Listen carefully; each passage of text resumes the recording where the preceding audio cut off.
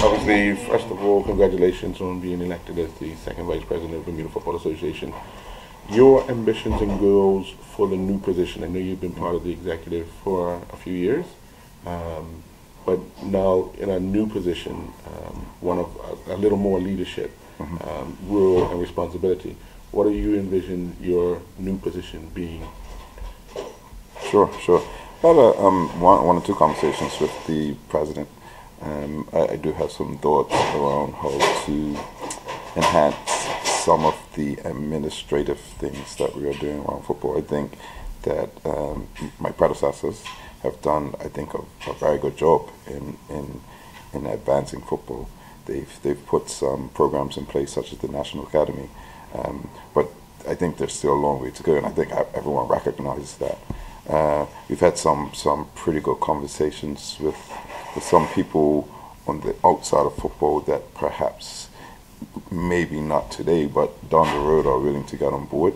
And I think it's important for us to now start putting things in place in-house that makes us a viable proposition for a future sponsor or a future partner to come on board.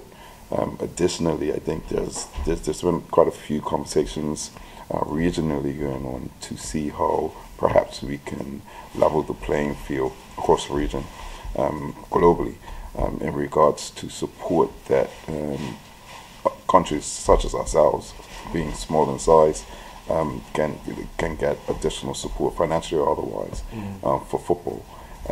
But until that happens, I think we need to get our programs in place and ensure that they are operating appropriately, so that once the structure's in place, if the finances and the support come in place, we're not starting from scratch. One would always say you're a very busy man outside of football. Why now take this position? It's a good question. I also had that conversation. I recently, a year and a half ago, been promoted to head of wholesale credit in HSBC, and that presented challenges in that new role, new team, added responsibilities, and we've had a lot of things we've had to deal with over the last year. But 18 months on, I think I've put quite a few things in place professionally to be able to step back a bit and get a little bit more free time than I've had in the past. I don't work 8-hour days, and I'm not going to work 8-hour days, but I'm not going to have to, I don't think I'm going to have to work the long nights and weekends that were previously required, and that should give me a bit of free time to deal with something I'm passionate about, and that's football. What is your first and immediate task you want to accomplish in short term? What is one of the first things you want? I mean, it's hard to have this position because I know we need to deal with grassroots first, but I think our senior national program that we have in place right now has an opportunity that we haven't seen in a long time. We have so many professionals or college students amongst our ranks that I can't see why in the next 4 years we're not coming out of the group stage of the World Cup. But we have to do things now in order to make that happen, and I think the head of the PDC, Mark Wade, acknowledges that, and he's putting a few things in place.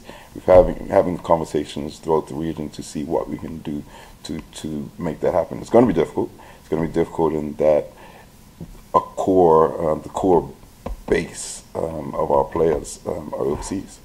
Yeah, and I think Andrew is passionate enough, and I think the players are passionate enough, the local players are passionate enough to do the work that's required here.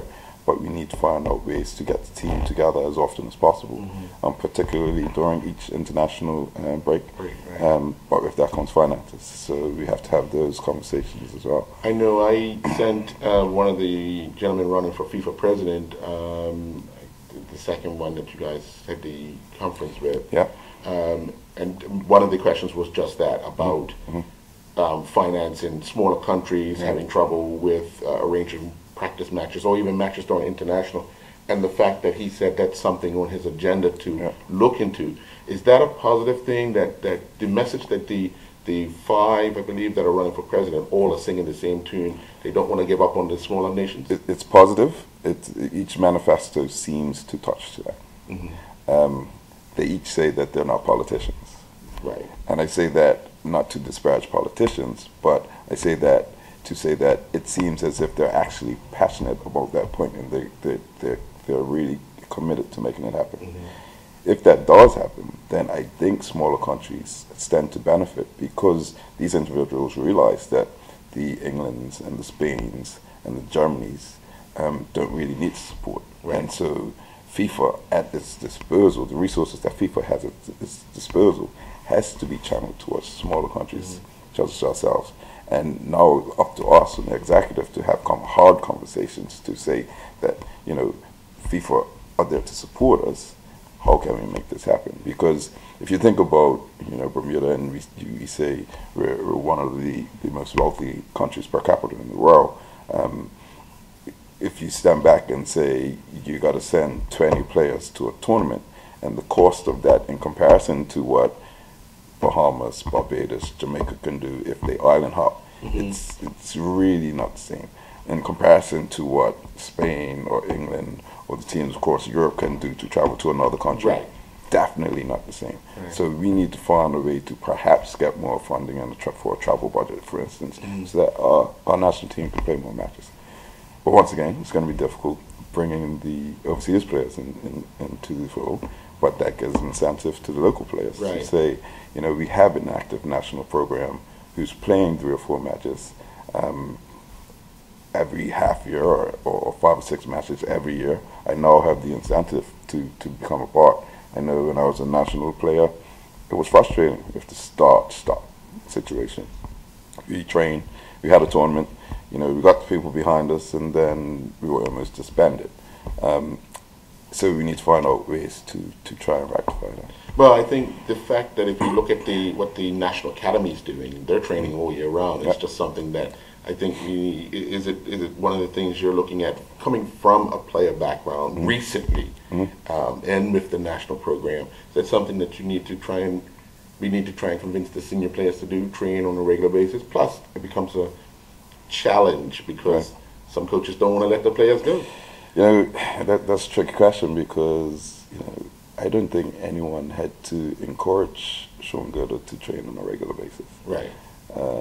Sean was a couple of years older than me, and I remember growing up when Sean was perhaps 16 years old. He was training by himself at Bernard's Park on a daily basis, because he was inspired to do better for himself. At that time, we were training on a Tuesday and a Thursday, but Monday, Wednesday, Friday, perhaps, getting together and having a kick. The players now have to make sacrifice within themselves first, so that when we put things in place, they're not left behind. Yeah. So, you know, if you look back a few years at the administration of the association, you know, perhaps there's a lot of criticism to be taken in, and fair enough. But I think the administration in place now is committed to put things in place to help develop this game of football that we love, from the grassroots level right up. It's not perfect. Probably will never be perfect. We have part-time people doing full-time jobs, and that's to be expected. But what can be appreciated is that you have people around the table that are passionate about football, that hopefully are now put into a place where they don't have the barriers that we were previously faced with. But we shall see. All right. Well, good luck. Thanks. What last comment on the announcement from Mr. Musselin on Friday? Sure. Must have come as a shock to many of you around the table, but I got information from the Caribbean that it was, you know, he was kind of coaxed into it at the CFU, but just finding out when he said it to the group around the table, what was your first reaction to it?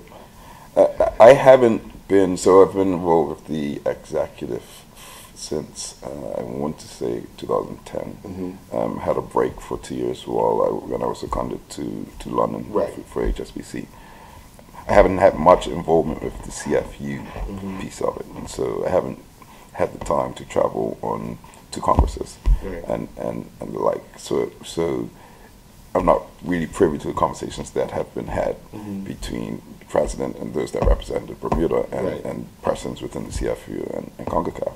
But what is apparent to me from the conversation that we've had with Larry since and just before his announcement is that it appears that members within the region look at him perhaps as a role model, look at him as someone that can actually do good things for the region. And so, Bermuda should be proud of that. Right. So, first of all, he has the courage to do it, but the fact that he has the backing of some big nations, apparently, from the conversations that have been had, Bermuda should be proud of that. Right. You read some of the things that are written in the newspaper and you get half-truths or part of the story, and then you try and really put an assessment together without kind of picking out what's actually going on.